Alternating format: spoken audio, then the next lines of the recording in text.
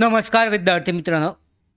मुंबई उच्च न्यायालय, बॉम्बे हायकोर्ट अंतर्गत लिपिक, शिपाई, हमाल, त्याचबरोबर चालक, स्टेनोग्राफर इत्यादी विविध पदांसाठी जवळजवळ 2300 पेक्षा जास्त जागांसाठीची मेगा भरती प्रक्रिया ही राबवण्यात आली होती.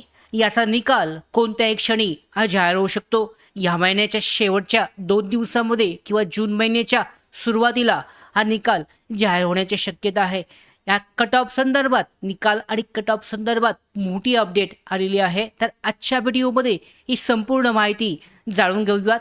कट ऑफ कमी जाण्याची शक्यता आहे, त्याचबरोबर काही उमेदवारांना चुकीच्या प्रश्नांचे गुणसुद्धा मिळण्याची शक्यता आहे. तर सगळी माहिती आजच्या व्हिडिओमध्ये जाणून घेऊयात. तत्पूर्वी नवीन असाल नोकर भारतीच्या यूट्यूब चॅनलवर तर आत्ताच सबस्क्राईब करून घ्या. त्याचबरोबर बेल आयकॉनला सुद्धा क्लिक करा, म्हणजे सगळ्या महत्त्वाच्या अपडेट तुमच्यापर्यंत वेळेवर पोचतील. तर मुंबई उच्च न्यायालय भरती 2026 बाबत निकाल आणि कट ऑफ बाबत सगळ्यात महत्त्वाची मोठी अपडेट आहे. नागपूर त्याचबरोबर छत्रपती संभाजीनगर खंडपीठसाठी सुद्धा.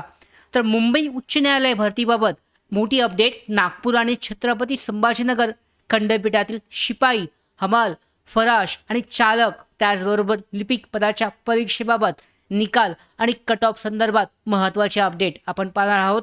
सर्वात मोठा प्रश्न आहे की निकाल नेमका कधी जाहीर होईल, निकाल कधीपर्यंत लागणार आहे.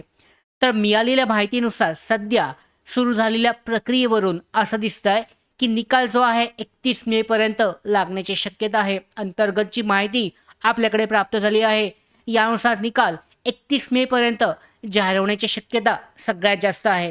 जर 31 मे पर्यंत निकाल लागला नाही तर जून महिन्याच्या पहिल्या आठवड्यामध्ये निकाल जो आहे हा जाहीर होऊ शकतो.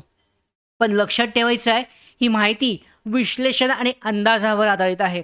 अधिकृत वेबसाईटवर अपडेट जारी केली जाईल. तर 31 मे पर्यंत, ह्या महिन्याच्या एंडिंगपर्यंत 31 मे पर्यंत जर निकाल जाहीर झाला नाही तर 100% पुढच्या महिन्याच्या पहिल्या आठवड्यामध्ये हा निकाल जाहीर होऊ शकतो.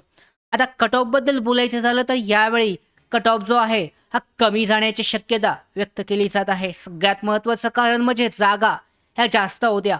पहिलं कारण म्हणजे जागांची संख्या ही खूप मोठी होती.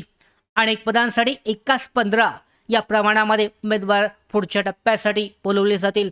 म्हणजे जवळजवळ पाहिलं तर 1300-1400 जागा होत्या यासाठी लिपिक पदासाठी. तर एकाच 15 प्रमाणे जवळजवळ 20,000 पेक्षा जास्त उमेदवार बोलवले जातील. त्याचबरोबर यामध्ये जर पाहिलं तर शिपाई पदासाठी सुद्धा 800-900 जागा होत्या, त्यासाठी सुद्धा जास्त उमेदवार हे बोलवले जातील. तर या कारणामुळे जास्त उमेदवार पात्र ठरतील आणि पुढच्या स्टेपसाठी त्यांना बोलवलं जाईल. पुढच्या स्टेपमध्ये उमेदवारांची मुलाखत असेल, त्याचबरोबर शारीरिक पडताळणी सुद्धा असेल.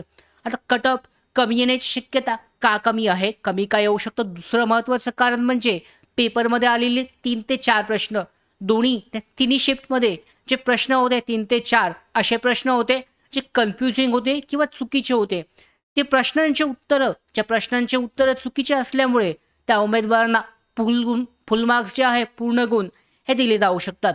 अनेक विद्यार्थ्यांचे हे प्रश्न चुकीचे गेले आहेत, त्यामुळे सर्वांच्याच मार्क्समध्ये 3 ते 4 मार्कांचा हा फरक पडू शकतो आणि याचाच परिणाम कट ऑफवर सुद्धा होण्याची शक्यता आहे.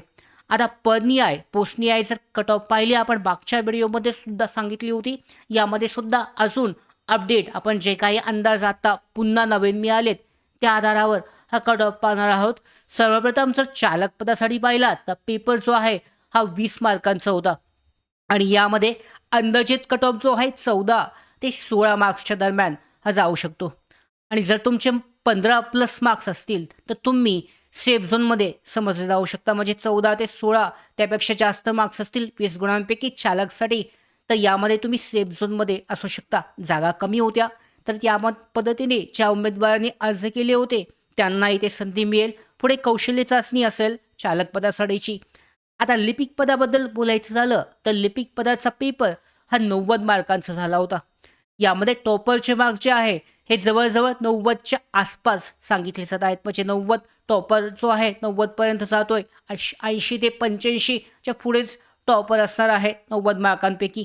यामुळे लिपिक पदाचा कट ऑफ जो आहे 60 पेक्षा जास्त राहील. 55-60 किंवा त्यापेक्षा जास्त गुण असतील तर तुम्हाला जी यादीमध्ये नाव आहे, पात्रता यादीमध्ये नाव हे येण्याची शक्यता बनते. आणि त्याच्यानंतरनं पुढची जी प्रक्रिया आहे म्हणजे यामध्ये कौशल्य चाचणी आहे, टायपिंग टेस्ट आहे, त्याचबरोबर यामध्ये उमेदवारांची जी मुलाखत आहे यामध्ये तुम्हाला संधी ही पडेल. आता शिपाई, हमाल आणि फराश हे तिन्ही जी पदे आहेत या पदांसाठी पेपर एकूण 30 गुणांसाठी होते. 30 मार्कांचा पेपर होता आणि त्यांचा अंदाजित जो कट ऑफ आहे 19 ते 23 मार्कांच्या दरम्यान राहण्याची शक्यता आहे. म्हणजे 19पेक्षा जास्त गुण असतील, तुम्ही शिपाई पदासाठी तुम्हाला पेपर दिलेला आहे, तर तुम्हाला कट ऑफमध्ये म्हणजे तुमच्या पात्रता यादीमध्ये येण्याची शक्यता सगळ्यात जास्त बनते. सगळ्यात महत्त्वाचं म्हणजे 1 ते 2 प्रश्न जे चुकीचे होते त्याचे पूर्ण गुण तुम्हाला मिळून तुमचे मार्क्स हे अजून वाढू शकतात. आणि जर तुमचे 20+ मार्क्स असतील तर तुमची संधी ही चांगली मानली जाऊ शकते. आता थोडंसं जागांच्या गणिताबद्दल आपण बोलूयात. लिपिक पदासाठी पाहिलं तर जवळपास 1332 जागा, मी अगोदर सुरुवातीला सुद्धा सांगितलं होतं की 1332 जागा असल्याचा म्हणजे आपल्याला माहिती आहे 1332 जागा होत्या. आणि एकाच 15 हा जर रेशो घेतला, एका जागेसाठी 15 उमेदवारांना बोलवलं तर मोठ्या प्रमाणामध्ये म्हणजे जवळजवळ 19 ते 20,000 उमेदवारांना पुढच्या टप्प्यासाठी बोलवलं जाईल. इथे जर हमाल पदासाठी पाहिलं, हमाल, फराश आणि शिपाई पदासाठी तर 887 जागा आहेत. त्यामुळे एका पदासाठी जर 15 उमेदवार बोलवली तर जवळजवळ 1000 ते 1500, 10,000 ते 15,000 उमेदवार जे आहे एक पुढच्या स्टेपसाठी बोलवले जातील. म्हणजे शारीरिक पडताळणी आहे, त्याचबरोबर कागदपत्र पडताळणी आणि त्याच्यानंतरनं जी स्टेप आहे यामध्ये मुलाखत यासाठी बोलवले जातील. आणि कट ऑफ कमी राहण्याची शक्यता सगळ्या पदांसाठी सगळ्यात जास्त आहे. चालक पदासाठी सुद्धा मी सुरुवातीला सांगितलं 37 जागा आहेत आणि एकाच 15 प्रमाणे ज्या उमेदवारांनी अर्ज केलेत 500 ते 600 उमेदवारांना पुढच्या स्टेपसाठी संधी मिळू शकते. मित्रांनो, पुन्हा एकदा सांगतो की हे सर्व अंदाज सध्याच्या विश्लेषणावर आधारित आहेत. अधिकृत कट ऑफ निकाल लागेपर्यंत अंतिम निष्कर्ष हा काढला जाऊ शकतो, काढला जाऊ शकत नाही. मात्र तुम्हाला जे मिळालेले गुण आहेत त्यावर तुम्ही कमेंट बॉक्समध्ये सांगू शकता की तुमचे मार्क्स किती आलेत. विशेषतः लिपिक, शिपाई आणि चालक पदासाठी तुमचा अंदाज किती आहे तो सांगा. याबद्दल आपण सुद्धा अपडेट दिलेली आहे. अंदाज किती बरोबर येतो हे लवकरच आपल्याला समजणार आहे, कारण निकालाची वेळ जवळजवळ झालेली आहे. लवकरच निकाल जाहीर होईल.